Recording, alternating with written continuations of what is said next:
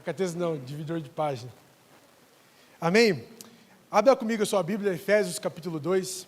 Nós vamos ficar nessa exposição hoje. Efésios capítulo 2, nós vamos do versículo 1 ao versículo 10. Carta de Paulo aos Efésios, capítulo 2, versículo 1 ao 10. Pegaram minha água que estava aqui? Por favor. Obrigado. Não, já viu. Valeu, obrigado. Efésios, capítulo 2, verso 1.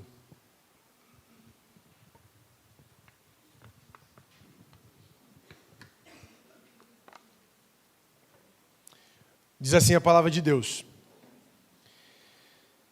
E vos vivificou, estando vós mortos em ofensas e pecados, em que no outro tempo andaste segundo o curso deste mundo, segundo o príncipe das potestades do ar, do espírito que agora opera nos filhos da desobediência, entre os quais todos nós também andávamos nos desejos da nossa carne, fazendo a vontade da carne e dos pensamentos, e éramos por natureza filhos da ira, como os outros também.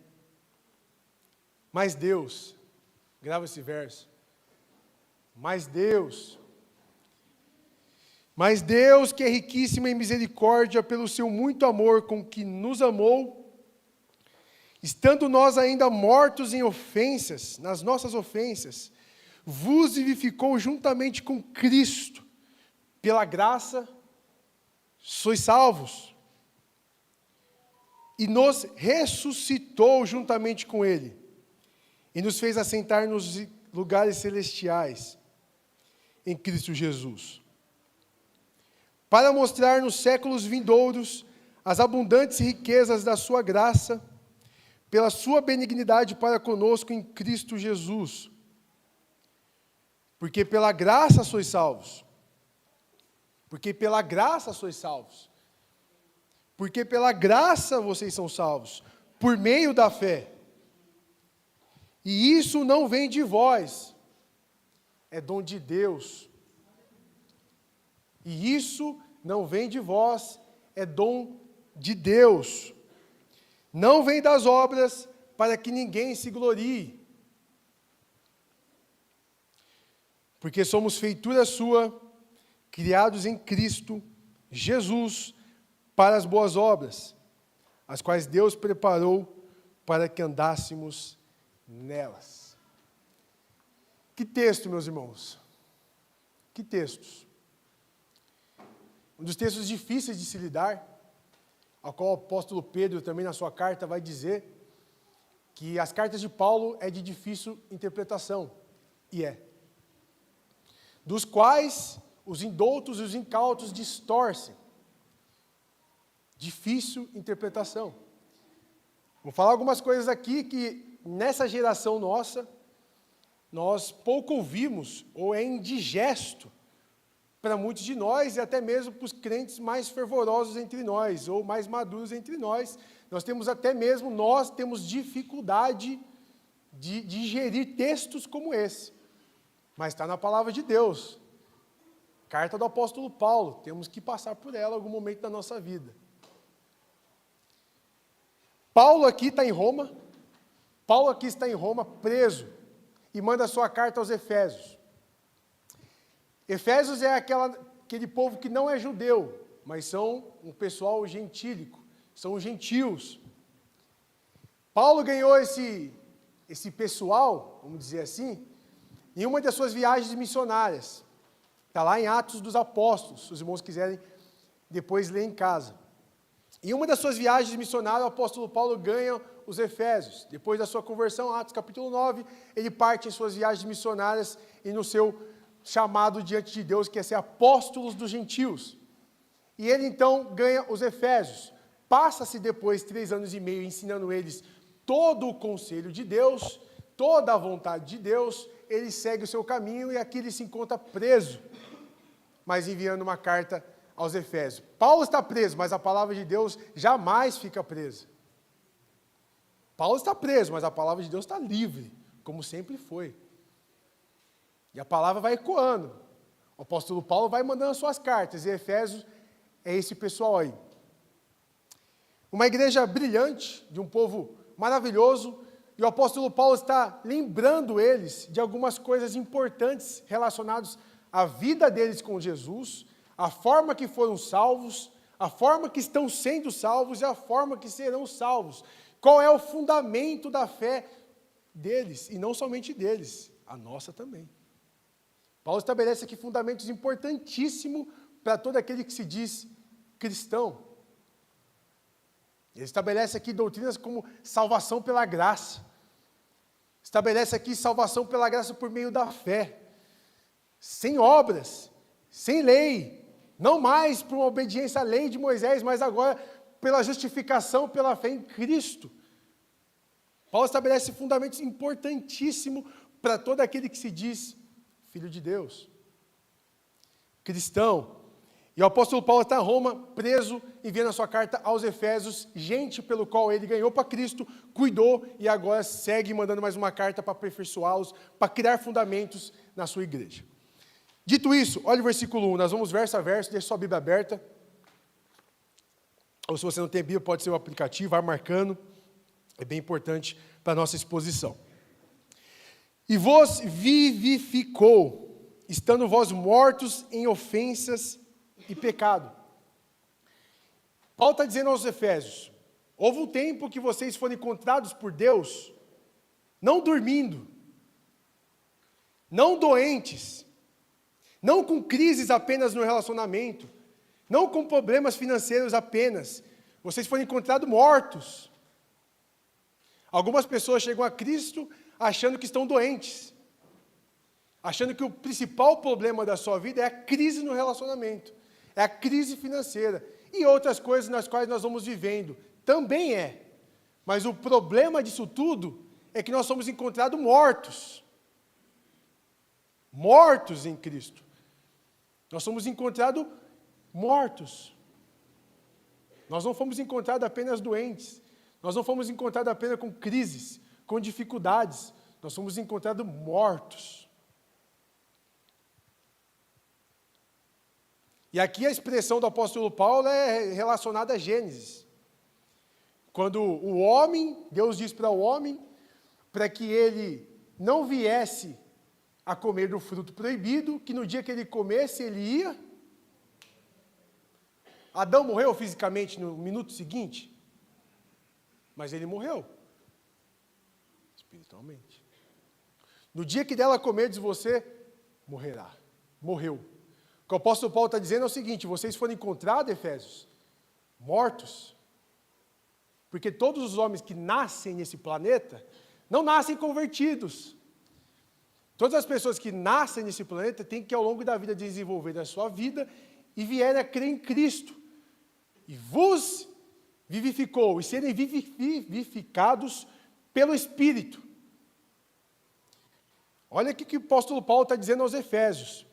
Se vocês, Efésios, se encontram amando a Deus, amando o próximo, tendo desejos pela beleza de Cristo, pela sua vontade, e por tudo que envolve Jesus, isso não nasceu com você. Isso não nasceu com você. Aconteceu algo na sua vida e na minha vida que mudou completamente as nossas afeições. Se nós amamos a Deus hoje, se nós amamos ao próximo hoje, Ele nos vivificou. Se tem tantas pessoas aqui como tem aqui hoje de manhã, isso aqui só pode ser resultado de que Ele nos vivificou. Em outras traduções, deu-nos vida com Cristo. Mortos aqui mortos para Deus.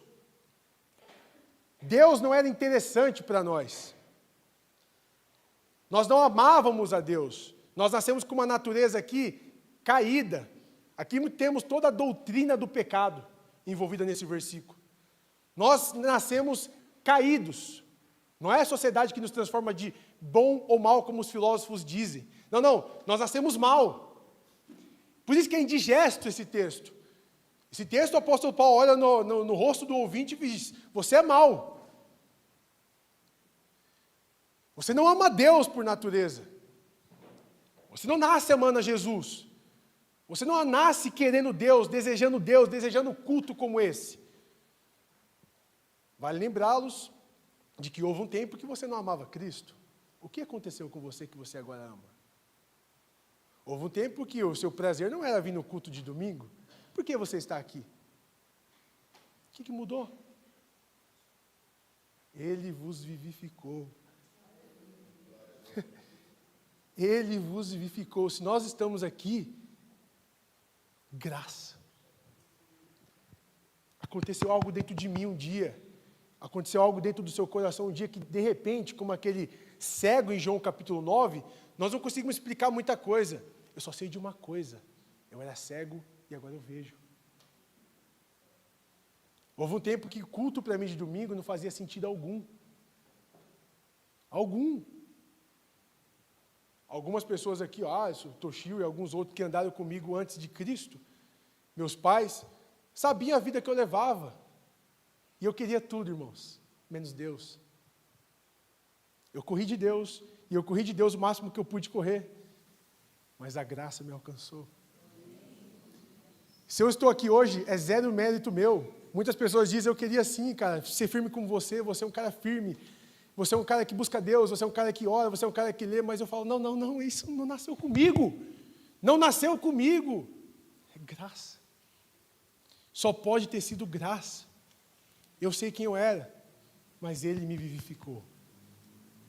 Aconteceu algo no meu coração, uma sedução toda poderosa de Deus, me convencendo do meu pecado, ao qual agora estou vivo. Se vocês estão vivos, se vocês se encontram vivos nessa manhã, se vocês se encontram amando a Deus, amando ao próximo, desejando ser santo, isso não é de vós.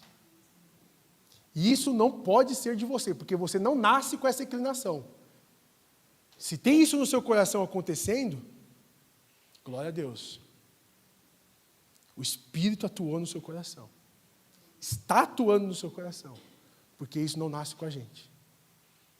Ele vos vivificou.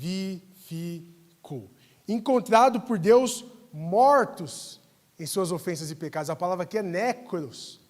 Mortos, sem afeições para com Deus, sem desejo para com Deus. Perdemos toda aquela comunhão estabelecida no Éden. Todo o desejo pela beleza de Deus foi perdido no dia que o Adão comeu do seu fruto. Desde então todos os homens nascem sob pecado, de acordo com o Salmo 51, quando Davi diz que em pecado foi concebido, e em pecado nasceu, quando a sua mãe o gerou. Todos nós nascemos maus. Gênesis capítulo 9 fala que nós somos maus desde a nossa meninice, desde pequeno. Nós somos inclinados ao mal. Nós somos encontrados por Deus não servindo a Deus. Olha que interessante isso. Nós somos encontrados por Deus não amando, não o desejando, não o querendo. Nós somos encontrados por Deus mortos. Não querendo Deus, não amando a Deus, mas Ele nos encontrou lá. Lembra do dia que Cristo te encontrou? Você lembra muito bem o que você estava fazendo? Você lembra como Deus não era o seu prazer nem a sua prioridade? Ele encontrou você naquela situação. Você lembra bem? Nós, como cristãos, não podemos esquecermos quando e como Deus nos encontrou. Olhar para a gente aqui agora, tudo bonitinho, perfumado, e parece com o rosto de santos. É legal, é bonito, mas houve um tempo que você estava perdido. Houve um tempo que você foi encontrado morto. Ele vos vivificou. Estando vós mortos em suas ofensas e pecados. Na nossa geração, nós meio que tentamos limpar essa imagem do pecado. Mas mortos em ofensas e pecados, delitos e transgressões. A palavra aqui é: erramos o alvo. E erramos o alvo feio. Deus estabeleceu um cercado no qual nós tínhamos que andar na vontade dEle, no seu desejo. Nós erramos o alvo, nós ultrapassamos os limites, nós fizemos a nossa vontade. Encontrado mortos para Deus, mas vivo para nós. Nós estávamos muito vivos para nós. Nós éramos encontrados vivos para nós, fazendo a nossa vontade. A vontade de Deus não interessava, mas a nossa vontade era a que era estabelecida. Mortos para Deus, vivo para nós. Depois vocês vão ver que graça faz com que nós morremos para nós e vivamos para Deus. Mas aqui, nesse verso, nós somos encontrados mortos em ofensas, delitos, transgressões e pecados. E pecado aqui, em outras palavras, para traduzir para vocês, é não amar. Pecado é não amar. Não amar a Deus e não amar o próximo. Nós somos encontrados vivendo esta vida. Olha o versículo 2. Em que em outro tempo andaste segundo o curso deste mundo. Vai vendo. Mortos no pecado. A nossa carne estava morta para Deus. Nós nascemos com a inclinação de pecar. Nós nascemos com a inclinação de fugir de Deus. Nós nascemos com a inclinação de não amá-lo. E agora, não só a carne nos prejudica, não só o pecado nos prejudica, mas o curso natural dessa vida, segundo o curso deste mundo.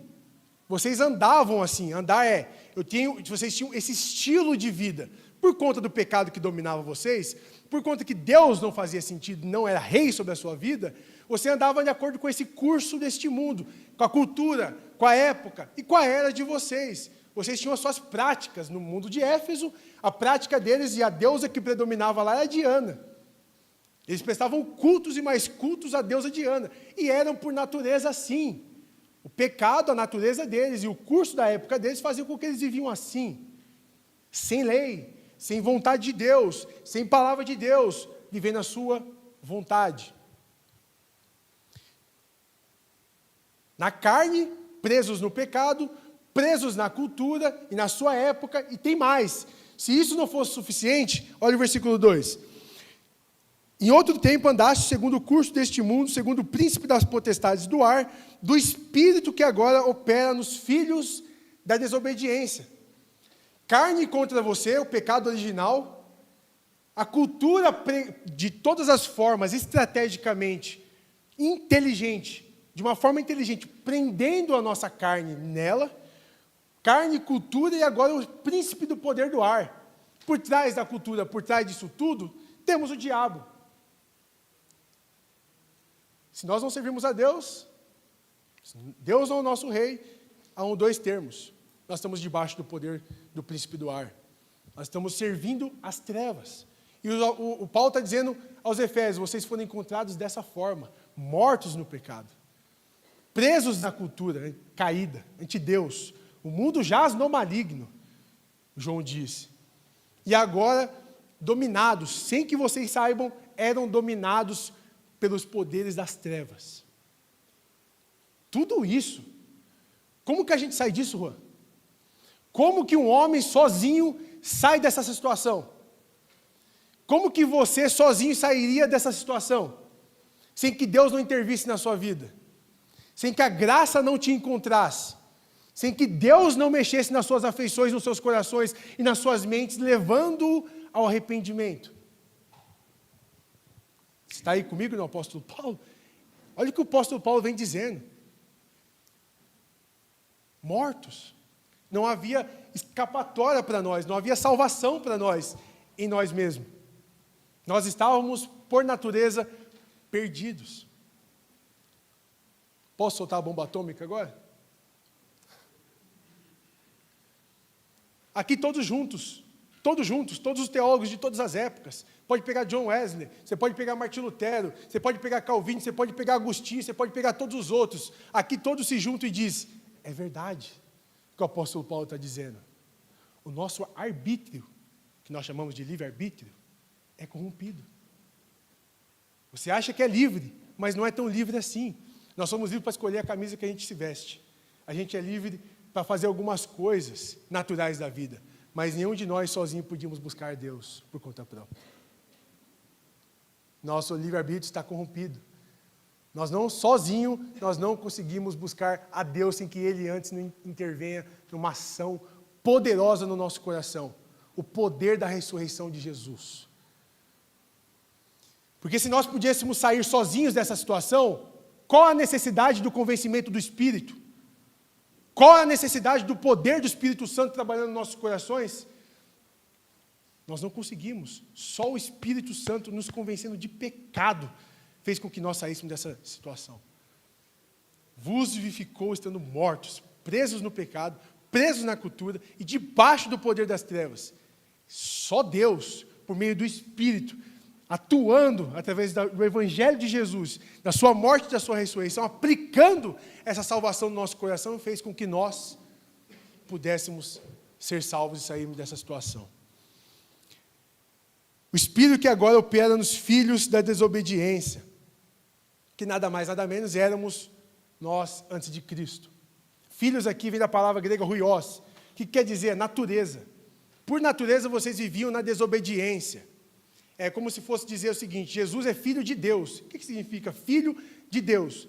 A natureza de Deus está em Cristo. A essência de Deus está em Cristo. Da mesma forma que os filhos da desobediência, por natureza, nascerem assim, viviam na desobediência. O prazer deles é a desobediência. Obedecer a Deus é algo milagroso. Se nós se encontramos obedecendo a Deus e não somos filhos da desobediência, meu irmão, aconteceu algo no seu coração e no meu. Nós somos encontrados por Deus por natureza desobedientes, não amando a Deus, não amando ao próximo. Se encontramos livres nessa manhã, se encontramos obedecendo a Deus e amando, obedientes, só pode ser graça. Olha o versículo 3: entre os quais todos nós também andávamos antes nos desejos da nossa carne, fazendo a vontade da carne e dos pensamentos, e éramos por natureza filhos da ira, como os outros também. Paulo agora aqui se coloca não apenas na situação que os efésios eram assim, mas Paulo fala: você e eu, nós, todos nós, andávamos nos nossos desejos da nossa carne e dos pensamentos. Eu me incluo nisso. Todos nós vivíamos dessa forma antes de Cristo. E éramos por natureza filhos da ira. Aqui a outra palavra, filhos, não é ruiós. Que lá, filhos é ruiós no primeiro, aqui é tequiná. O que significa? Era um filho rebelde, filho pequeno, rebelde. Que você pede para ele fazer uma coisa e ele não faz. Aí você pede e ele fica chiando. Eu não vou fazer nada não. Eu não vou fazer. E fica lá, desobediente. Sabe aquele menino manhoso? Menino que não desobedece, que não obedece por nada nessa vida? Essa palavra aí, ó, filhos da ira. Nós não conseguimos sujeitar a vontade de Deus, mas de jeito nenhum. Resistente, duro, difícil, manhoso. É isso que Paulo está dizendo. Filhos da ira, dificuldades de servirmos a Deus. Olha o versículo 4. E aqui, se você não der glória, meu irmão. Mas Deus. Até aqui Paulo está querendo dizer o seguinte: todo esse é o cenário da vida humana. É o cenário no qual nós somos encontrados. Indigesto, texto difícil. Mas Deus entrou na história. Deus entrou na história, meus irmãos. Aqui começa o Evangelho. Aqui começa a boa notícia. Até aqui é a má notícia do Evangelho. Nós não podíamos salvar-se sozinhos. Nós não tínhamos esperança de salvação sozinho. Mas Deus, que é riquíssimo, está aí? Senão você pode... Tá aí. Mas Deus, que é riquíssimo em misericórdia, pelo seu muito amor com que nos amou, estando nós ainda mortos em ofensa, nos vivificou juntamente com Cristo. Aqui Paulo usa uma linguagem poética dos gregos. Aqui a palavra é megas. Pelo seu grande, a palavra que vem de imensidão. Imensidão, algo largo, algo grande, algo infinito, porque Deus amou o mundo de tal maneira que deu o seu Filho unigênito para que todo aquele que nele crê não pereça, mas que tenha vida eterna. Pelo seu grande amor, pela sua imensidão, pelo fato de quem Deus é, amou você. Eu não sei se a vida tem sido muito difícil com você, meu irmão.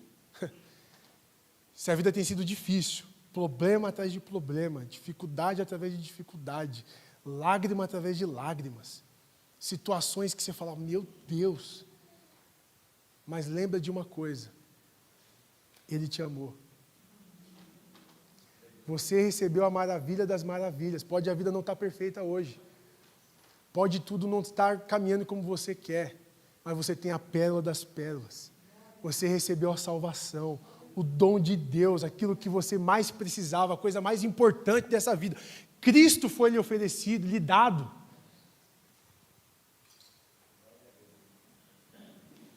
Deus o ama. Será que não é isso que você precisava ouvir hoje, nessa manhã? Deus o ama. Talvez o seu pai não te amou, talvez a sua mãe não te amou, talvez você não sabe nem a expressão do que isso significa, mas Deus o amou. E amou você não quando você se tornou crente. Olha aí o versículo que nós acabamos de ler. Estando nós ainda mortos em ofensas e pecados, nos vivificou juntamente com Cristo. Pela graça sois salvos. Ele não esperou você mudar sozinho, porque ele não tinha expectativa alguma que você mudaria sozinho. Deus não tem expectativa de que uma pessoa sem a graça dele, sem a ação dele, mude. Exigimos demais do ser humano que ele mude sozinho, por isso que palavras de coach muitas das vezes não funcionam, porque é esperar demais algo que não vai acontecer. Não tem como esperar que o homem mude de vida sem uma ação do Espírito Santo. Não tem como esperar salvação, mudança, sem que Deus haja antes. E ele não tinha expectativa de que nós mudássemos, porque nós não conseguiríamos mudar sozinhos, estávamos mortos. É aquela passagem do Lázaro. Se Jesus não chegasse para Lázaro e dissesse, Lázaro, vem para fora, Lázaro jamais sairia do túmulo. Jamais sairia do túmulo. Mas Jesus o chamou. Jesus foi lá, encontrou o morto e o ressuscitou. Se Jesus não viesse na nossa vida, nós permaneceríamos lá até hoje. Eu fico a pensar muitas das vezes, que monstro eu teria me tornado se Cristo não tivesse me encontrado. Se é que eu estaria aqui, não é? Pela vida que eu vivia, pela forma que eu vivia, que monstro eu deveria ter me tornado se é que eu estaria aqui. Mas naquela situação ele me encontrou. Naquela situação ele te encontrou. Já pensou nisso? Que tipo de ser humano você viria a ser sem a graça dele? Sem a misericórdia dele? Sem o favor dele? Sem o grande amor de Deus para com vocês? É isso que o Paulo está dizendo. Na situação que estávamos, estando nós ainda mortos em nossas ofensas, nos vivificou juntamente com Cristo. Pela graça vocês são salvos. Estando nós ainda mortos. Versículo 6. E nos ressuscitou juntamente com Ele, e nos fez assentar nos lugares celestiais em Cristo Jesus. Em Cristo, nós morremos com Ele na sua morte, inclusive no batismo. Mas com Ele, nós também ressuscitamos, porque tudo é Cristo. Gosto de John Stott, quando ele diz que Paulo não consegue terminar uma frase sem falar a palavra Jesus ou Cristo. Você pode ver versículo por versículo que fala Cristo, Cristo Jesus, Jesus, Jesus Filho de Deus, e o Paulo está impregnado de Jesus. E aqui, mais de novo, juntamente nos vivificou em Cristo. Sermos apenas um teísta, acreditando em Deus, sem Jesus Cristo, é ter um encontro com o diabo. Nós não somos salvos acreditando só em Deus. Nós somos salvos acreditando em Deus que enviou Jesus Cristo para morrer pelo meu e o seu pecado. Nós somos salvos pelo Evangelho de Jesus. Nós não somos salvos apenas em crer em Deus, nós acreditamos no Deus que é Pai de Jesus Cristo. No Evangelho de Jesus, na sua morte, na sua ressurreição, na sua ascensão ao céu e no seu retorno, porque para si ele comprou povos de todas as línguas, tribos e nações, do qual nós fazemos parte e nós somos encontrados hoje, vivificados. Senão, há um grande momento para que você seja o alvo da graça de Deus hoje, também seja vivificado. Em Cristo nós fomos ressurretos, voltamos a viver, voltamos a amar a Deus. Deus pegou esse ser humano, que é o filho da ira, indignado, resistente, difícil. Lembra como você era difícil? Pegou você, Marcelo, difícil, Falar do Marcelo que tem intimidade. Difícil. Com dificuldades de amar a Deus. Vivendo a sua vida que você levava. Pega você aqui, pega Cristo desse lado e junta com você com a vida. Com a vida. E agora você encontra-se vivo diante de Deus. Isso é graça, meus irmãos. Isso é graça, porque nós não merecíamos um pingo da sua misericórdia. Como diz a frase, Ele nos oferece um oceano de graça. Oferece um oceano de amor. Nos oferece mais do que merecíamos. Pela graça sois salvos. Veja bem, se Deus nos tirasse apenas um dia do inferno e da condenação, isso seria graça ou não? Graça ou não? Um dia apenas do inferno. Se Ele nos tirasse 100 dias do inferno e nos mantesse na eternidade por 100 dias, isso seria graça ou não? 1000 dias. 10.000 anos. Ele não nos apenas tira um dia e nem 10.000 anos, Ele nos tira completamente de lá. Ele nos tira eternamente de lá. E se isso não fosse suficiente para você te tirar da condenação e do inferno, Ele te dá o céu. E se isso não é suficiente te dar o céu, Ele te dá Ele mesmo. Ele dá o seu Filho. Olha o que Deus é capaz de fazer por você e por mim. Se isso não aquece o nosso coração, o que mais aqueceria? Ele nos tira de lá completamente. Ele nos dá de si mesmo. Ele nos dá a vida eterna. Ele nos dá uma eternidade com Ele. Somos agora encontrados como filhos amados de Deus. Não por obras, mas por sua graça. Portanto, pela graça sois salvos. Salvos da culpa, do seu pecado que te martiriza. Salvo do poder do pecado. E um dia nós vamos ser salvos da presença do pecado. Você percebe que quando você morreu você batizou, você ainda continua com algumas dificuldades e tem que andar na santidade? Lutero vai dizer que ele achava que o Adão tinha sido morto no batismo, mas ele descobriu que o miserável sabia nadar. A vida continua difícil mesmo depois do batismo, depois da conversão. Mas um dia nós seremos livres da presença do pecado. Novos céus, nova terra, será tirado de nós isso. Para a glória de Deus. Salvos pela graça, salvos da culpa, salvos do poder do pecado, salvos da presença do pecado, salvos de nós mesmos, seres humanos autodestrutíveis,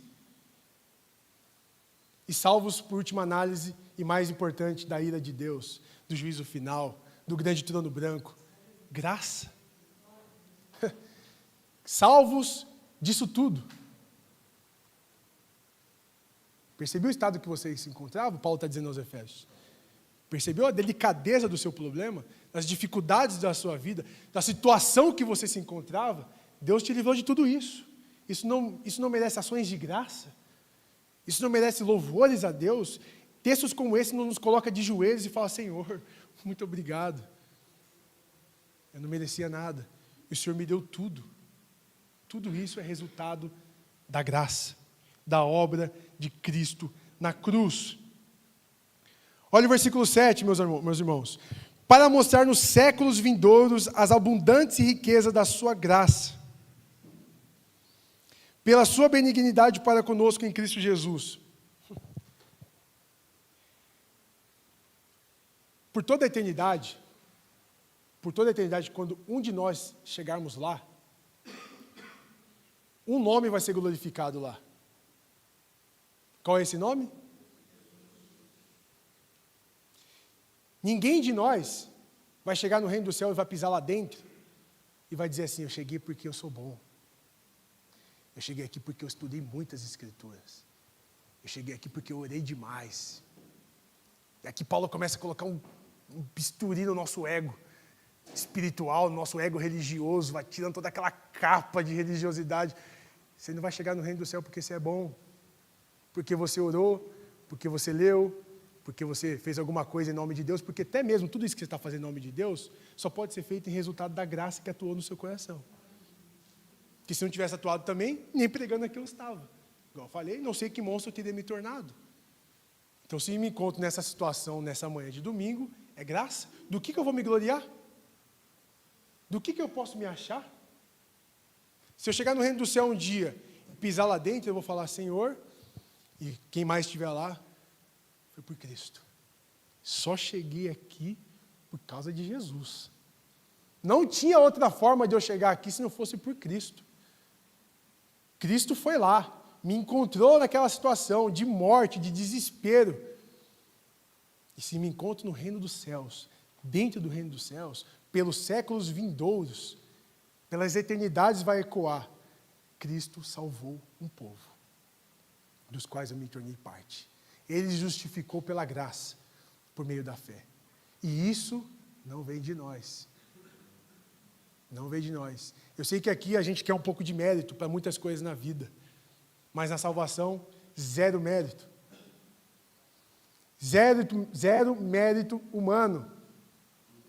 Mérito total e exclusivo da pessoa bendita de Jesus. Que há 2000 anos atrás, quando você nem pensava em existir, morreu por você e por mim. Que mistério. Sem antes você ter nascido feito bem ou mal, ele já tinha morrido por você, tinha fixado os seus olhos de amor em você. Em outras palavras, o caso de amor de Deus com você é antigo. Graça. Pelos séculos vindouros, Cristo, Cristo, Cristo, por Ele, para Ele, por meio dEle, são todas as coisas. Glória, pois a Ele eternamente. Amém. A obra de salvação é de Jesus.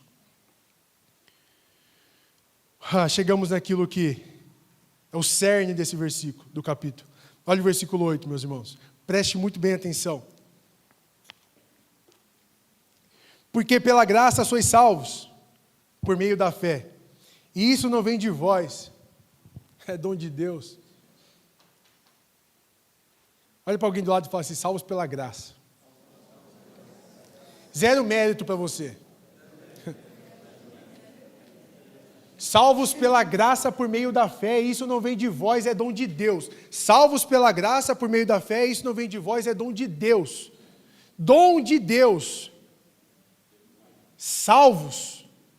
Só esse verso deveria abrir um leque de informação na nossa mente. Sem precisar explicar coisa alguma. Salvos pela graça. De novo, da culpa, da presença e do poder do pecado, da ira de Deus. Aqui se fundamenta todo o protestantismo que nós vivemos. Aqui é o que se fundamenta. Nós não somos salvos pelas obras. Eu venho todo domingo à igreja. Nós participamos da Santa Ceia. Nós se batizamos. Nós fazemos obras em nome de Deus. Portanto, sou salvo. É isso que o texto está dizendo? Eu dou o dízimo frequentemente, mensalmente, e eu não falho. Por isso eu sou salvo. É isso que o texto está dizendo? Eu faço boas obras, eu faço ações sociais, eu tenho obras filantrópicas por aí, eu sou uma boa pessoa, e por isso eu sou salvo. Deus olha para mim e fala, merece ser salvo esse cidadão. É isso que o texto está dizendo? É isso, Cacá? Salvos pela graça. Não é porque você vem à igreja que você é salvo, não é porque você dá o dízimo que você é salvo, não é porque você se batizou que você foi salvo, não é porque você faz alguma coisa em nome de Deus que você é salvo. Você foi salvo para isso, mas não é essas coisas que te salvam. Quem te salva é Jesus. É a graça de Deus que veio sobre você. Deus no seu livre-arbítrio, Deus na sua livre vontade, sem ser preso a nada e a ninguém, decidiu te amar. Decidiu te salvar. Decidiu transformar a sua vida e te dar um futuro, te dar uma esperança. De tal forma que te salva dessa situação e te coloca no caminho melhor das boas obras. Mas não é salvo pelas obras. O culto não te salva. Se você vem ao culto, só é resultado da graça. É um fruto da sua conversão. É um fruto da evidência de que você verdadeiramente foi salvo, é que você vai amar ter um encontro como esse. Se você foi verdadeiramente salvo, é claro que se você foi verdadeiramente salvo, você vai batizar. Isso é óbvio. A salvação é o ato público que eu estou mostrando para todo mundo que eu fui salvo. Mas eu não fui salvo pelo batismo, eu fui salvo antes do batismo. Mortos dos meus pecados e delitos, ele me encontrou, regenerou meu coração, me salvou de mim mesmo, salvou-se-me dele mesmo. E agora, salvo, eu tenho um desejo que eu não tinha de me batizar. Santa Ceia não fazia sentido, eu nem sabia que existia. Mas depois da minha conversão, a Santa Ceia faz sentido, porque obedecer a Cristo faz sentido. Eu tenho desejo de ler a palavra de Deus agora, não por regras. Nossa, tem que ler aquele livro chato, meu Deus, não sei o que. Não. Que mais coisas eu tenho aqui para obedecer a Cristo? Qual é a vontade de Jesus para a minha vida? Evidência de salvação. E aqui Paulo começa a trazer aos Efésios, e nós temos que ter isso em mente, temos a certeza da salvação. Somos salvos ou não somos salvos? Qual é a certeza de que você está salvo? Alguém me disse. Isso é suficiente? Paulo começa a tratar aqui para a gente fazer uma alta análise da nossa fé. De que cristianismo nós temos vivido. E colocando os Efésios no lugar. Salvos pela graça. Não é porque nós vemos a igreja todo domingo, não é porque batizamos, não é porque participamos da Santa Ceia, e não é porque nós pregamos aqui, lideramos ministérios e fazemos 1 milhão de outras coisas. Nós somos salvos pela graça.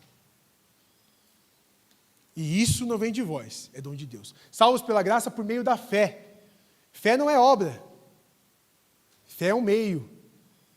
Porque se fé fosse obra, teria o nosso mérito na salvação. E não há mérito na salvação. Fé não é obras, fé é um meio. Eu gosto da palavra de Spurgeon quando ele diz que fé é exatamente o seguinte: é só você estender a mão vazia e receber o que Deus te dá. Cristo. Só isso. Nós não temos mérito algum na salvação. Aí vem a questão teológica. O que é isto? Isto não vem de vós, é o quê? A fé ou a graça? Seja lá o que for, nós vamos entrar nessa polêmica. O plano de salvação começa em Deus. O evangelho começa com Deus. O primeiro passo é o de Deus. O que diz o evangelho de João, quando ele diz na primeira carta dele? Vós me amastes, porque eu vos amei primeiro. Vocês nunca me amaram primeiro. Nenhum de nós aqui podemos dizer, eu amei a Deus primeiro, sem antes ele intervir em nada no meu coração. Impossível. Isto é impossível. Nós o amamos em resultado daquilo que ele fez por nós. Ele nos amou primeiro. Tudo começa com Deus.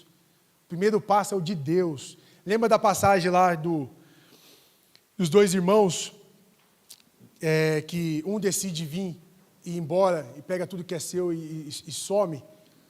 Depois ele cai em si, o pai vai lá e corre em direção ao filho.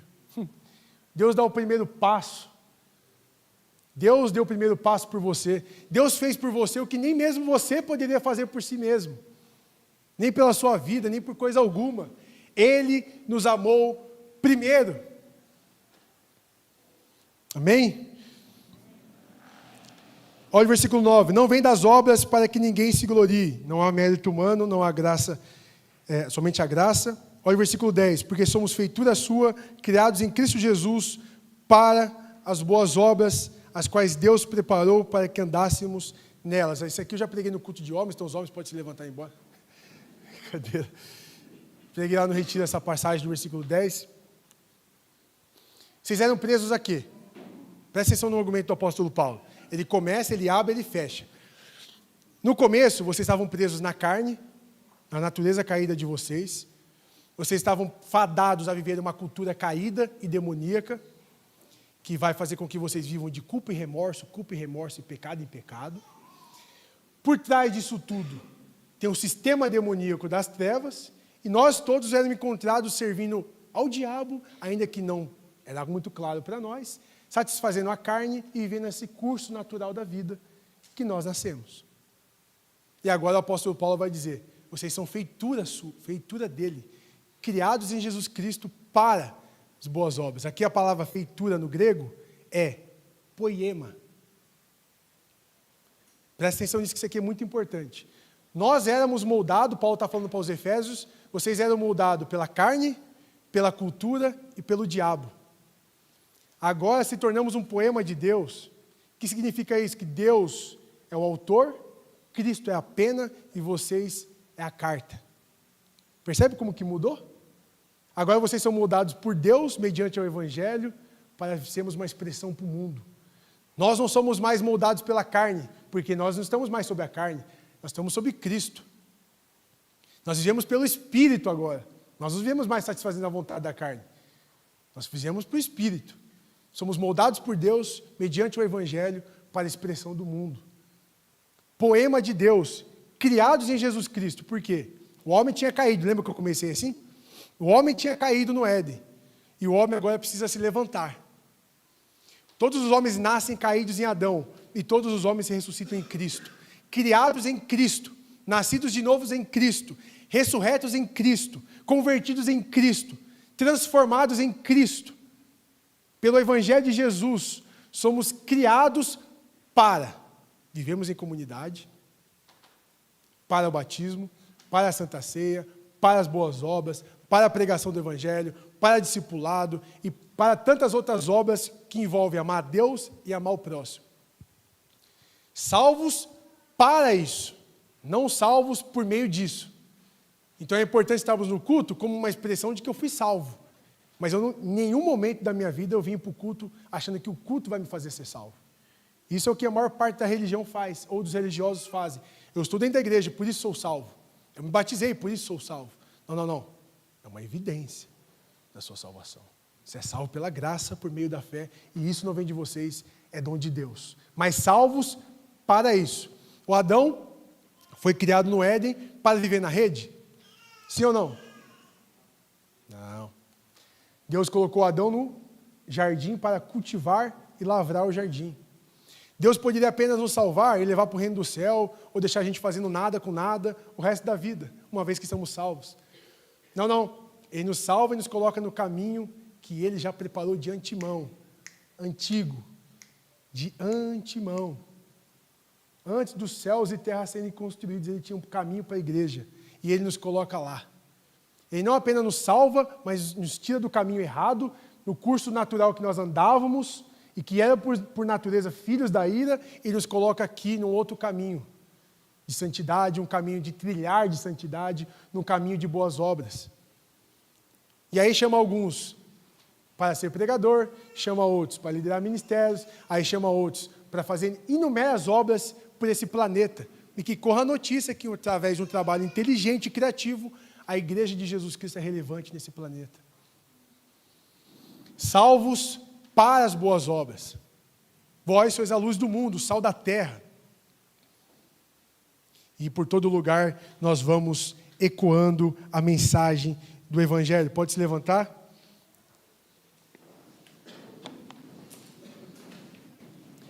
Nós estávamos presos à carne, à cultura e ao diabo. Nesta manhã, Deus nos recorda que nós somos livres em Cristo. Nessa manhã, Jesus Cristo nos lembra que somos salvos pela graça, que nós somos amados por Deus de tal forma que nós mesmos não sabemos entender a imensidão desse amor. E nos tirou daquela vida. Ele nos lembra da vida que nós vivíamos e nos tirou de lá, para nos colocar numa vida que glorifica o seu nome, que exalta o seu nome. Pela graça vocês são salvos, por meio da fé. Isso não vem de vós, é dom de Deus. Não por obras para que ninguém se glorie, porque somos feitura sua, criados em Jesus Cristo, para boas obras. Para boas obras. John Piper, um dos pregadores aí atuais, ele diz o seguinte: ele leu a notícia no seu jornal de que um casal,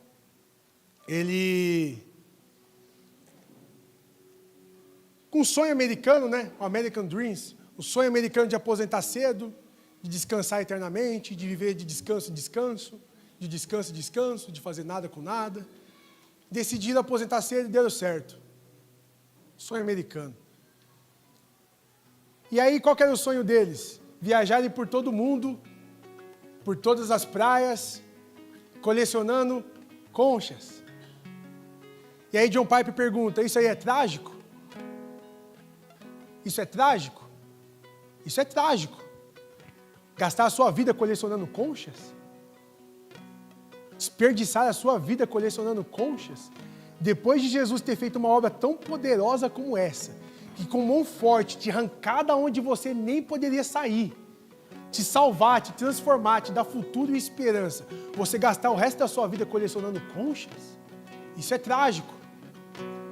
E aí depois, em uma outra notícia, ele disse, 2 irmãs decidiram viver uma obra missionária e foram para a África, gastaram a sua vida amando a Jesus e pregando o Evangelho. Ele disse, essas irmãs com 20 anos de idade decidiram viver para Cristo em missões. E aí ele pergunta, isso é trágico? Perder a sua vida pela causa de Cristo? Isso não é trágico. Viver com propósito. E aí surge a grande pergunta, quem eu sou, de onde vim, para onde vou? Essa é a pergunta que ecoa na nossa mente antes de Cristo. Porque depois que nós encontramos Cristo, nós ganhamos significado, propósito, razão e uma grande obra a ser feita por nós. Não desperdice a sua vida. Jesus te salvou. Pela graça vocês se encontram amando a Deus, amando ao próximo. Pela graça vocês são salvos por meio da fé. E agora Ele te chama para, juntamente com Ele, realizar obras a serem feitas pela sua vida, que não vai ser feito por mais ninguém. Enquanto estou no mundo, Jesus diz, somos a luz do mundo. Enquanto ainda temos tempo, nosso ar ainda entra nos nossos pulmões, o nosso coração ainda abate, há uma grande responsabilidade para mim e para você, de tornar Cristo conhecido às outras pessoas. Tem pessoas vivendo com culpa e remorso, dia após dia nesse planeta. Tem pessoas se matando por falta do Evangelho. E nós temos o Evangelho.